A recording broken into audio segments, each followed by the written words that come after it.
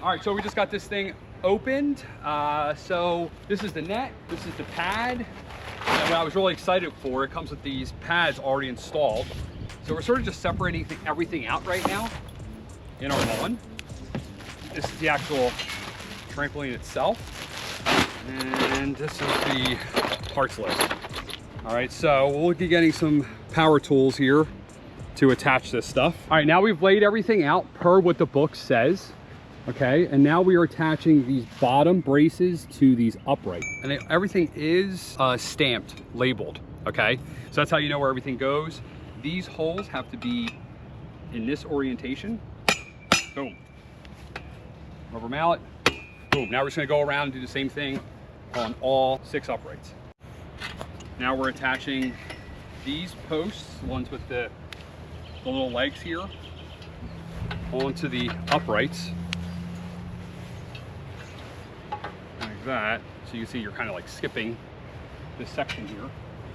Now we have these sections here where you kind of have like a male and a female, male, female, and we're just gonna fill in the gaps.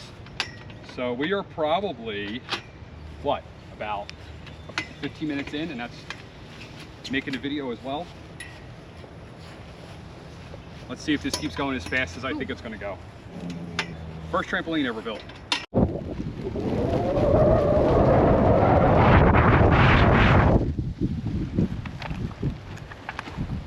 Great day to be putting a trampoline together, nice and windy. All right, so now we're moving on to the next step. We're actually gonna start using some tools here. So this is a self-tapping screw, and we need to install these in here.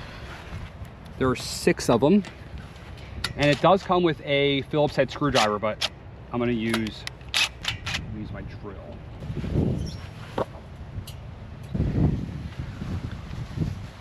All right, so now we've moved the frame into the location where we're gonna have it kind of permanently. And now we're installing the first 4 springs. So you basically just have to follow it. You pick your first one, and then you count on the mat and on the frame 19.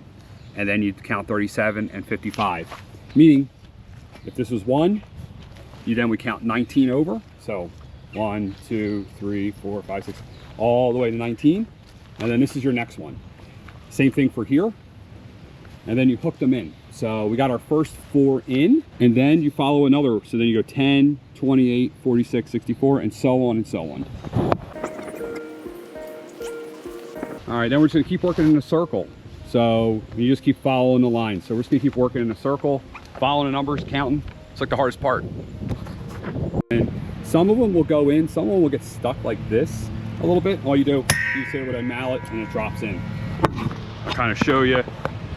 Getting close to the end here. See, I'm skipping this. I'll go with this one here. Use a little puller. And then it goes. I think now we're on our last row. So these go in actually getting easier. Are they really? Yeah.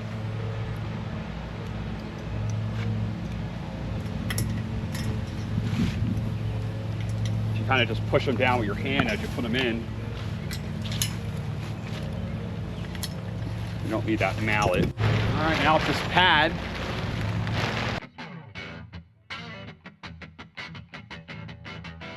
These little tie downs. We're gonna go around and tie it down. Yes, double knot, right? Okay, now we're putting the uprights on for the net. So you put your piece of metal on here, and then make sure you use a longer bolt for this side, and then it goes in here. If this one isn't lined up, you basically just grab it and spin it so that it's lined up. And then it's a matter of just putting these little spacers on, and then you got a washer, lock nut, and your nut. So you put your washer on first, lock washer, and nut. And we're gonna do that on every single post. So it's basically just a rinse and repeat. We're gonna leave these loose until the end, and then we'll come back and tighten everything up once it's kind of all together. All right, so we're going around, tighten everything down. I got one of these fittings here, makes the job go a lot faster. We attached these plastic things on here with a screw, and now we're gonna start attaching the net. Actually, going a lot faster than I thought. It's a lot of rinse and repeat. Like you do the same thing once, and then you do it like 6 more or 100 more times. So now we're deciding where the door is going to go. Our door is going to go here. So we take this, we wrap it around here. Now we're going to pull this down and insert this inside there, and then using the screw that they supply, we're going to run a screw in that'll attach the two together.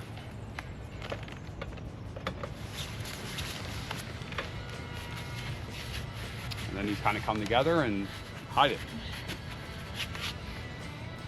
All right, so one thing we messed up is, see there's no hole there?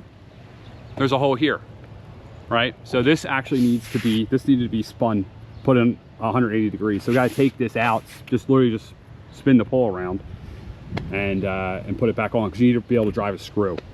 So don't make that mistake that we made. We're doing the most tedious part, and that is attaching the bottom to the actual trampoline here. So you basically just weave this in and out. This is a thing there, you just weave it in and out, see on the top, and then you run it through there. Okay. My wife's doing that. If she's doing that, I'm actually running these anchors into the ground, because you don't want this thing to blow away. So these anchors are pretty neat. It's actually a two-piece design. So this piece right here gets screwed into the ground, and I'll put a link to these down below in the description. These screw into the ground, and then this part screws into it, right? So this actually has a bit. You see there's a bit on there. It's about 1 foot long. And then you strap this thing down, you're going directly to the frame. I put 4 in, and I put them right in line with the pole, so that the kids don't, you know, don't trip over them if they go underneath and stuff like that. So, and also you just don't, you know, less likely to see it. This is the first one I did. I went around around the bolt, so I'm going to redo this one. Not very happy with the way that one looks, but after a while I'll probably trim these down. I ran them, you know, I let the strap go a little long, but I got these off Amazon. I'll put a link to these down below. I'm really impressed. And it comes with a bit as well. So I just use this impact right here, and you just really drive them into the ground. So really neat. That is how you put the trampoline together. Kids will be on this very soon. It's been a few weeks since we built this trampoline. Of course, I decided today to film this in a monsoon. You can see how much water's down here. But we've done a few things. It's held up pretty well, no issues at all. I've had kids that were like 215, 244 pounds actually jumping on it with no issue. One thing I've done is I've actually buried the supports a little bit below the ground, okay? And what this enables me to do is let my robot lawnmower, if you've seen any of my other videos, you know I have a robot lawnmower. It allows my robot lawnmower to get underneath here and cut all of this, okay? Got this from Walmart. I will put a link to this down below if you want to pick one of these up. We're very happy with it. The supports, we just had a crazy storm come through the last few days. These supports holding this down have done a great job. So I definitely recommend them. If you have a trampoline, you need to support it. You have to have it in the ground. All right. So like I said, I will put a link to this down below in the description. Got it from Walmart.